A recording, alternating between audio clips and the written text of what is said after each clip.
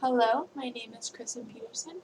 I will be doing my presentation over making inferences, and the text I chose was the Alaska Adventure. First, I will read the Alaska Adventure. Jake Mays and his dad spent 2 weeks visiting Alaska. They flew to Anchorage and then took a train south to a lodge in Seward, a small harbor town surrounded by the Kenai mountain range. From there, they took day trips around this area to see and experience the sights. Jake found it all so enticing that he never wanted to leave. Every day brought a new adventure. They traveled by ferry and sailboat on the marine highways, through straits and inlets. They paddled sea kayaks up narrow fjords lined with ice cliffs. They saw whales, otters, puffins, sea lions, and eagles. They spent a day on a fishing schooner, catching salmon for dinner. Jake snapped pictures of every new vista. Mom is not going to believe how awesome this scenery is, he said. Next time, we have to coordinate the schedule so that she can come with us. On the flight home, they pored over the map, already planning the return trip. Jake thought it would be exciting to do some backpacking on Mount McKinley, the tallest peak in North America. Wouldn't it be fun to explore the state's interior? We could travel north from Anchorage to visit Denali National Park. I heard that the fishing is first class, and there is plenty of wildlife to see. That's true, said Dad. Still, it is hard to resist the idea of retracing the route we just traveled. Now that we're expert kayakers, we should paddle around the capes and coves and lagoons of the Alaska Peninsula. Dad pointed at the chain of volcanic islands separated the Pacific Ocean from the Bering Sea. The Aleutian archipelago stretches for more than 1,000 miles.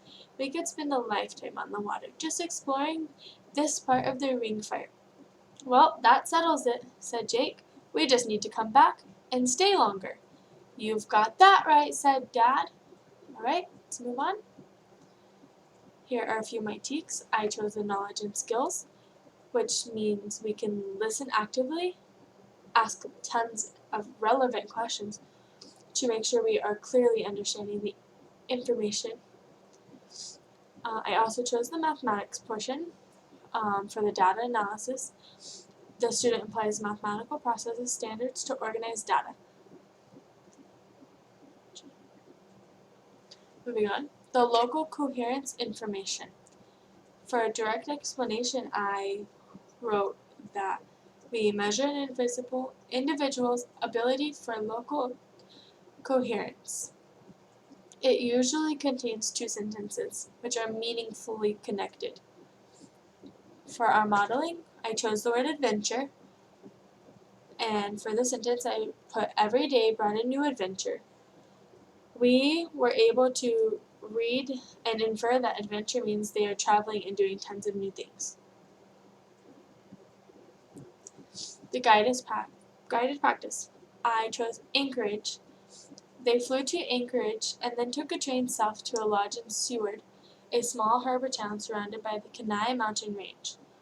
Based off of the text, we can infer that Anchorage is the town that they were traveling to. For independent practice, which is what they do on their own, I wrote the word poured. On the flight home, they pored over the map, already returning their return trip. For the inference, based on the text, that you can understand that poured means that they continue to look over and plan their next return. The global coherence inferences, the silhouette strategy. This is used to fill in the details not fully stated, but that are needed to construct a globally coherent representation of text meaning. I use the silhouette method for my modeling. I chose the word excitement. Mom is not going to believe how awesome the scenery is, he says. You could just tell in his voice that he is excited and ready for Mom to understand and to come back with them.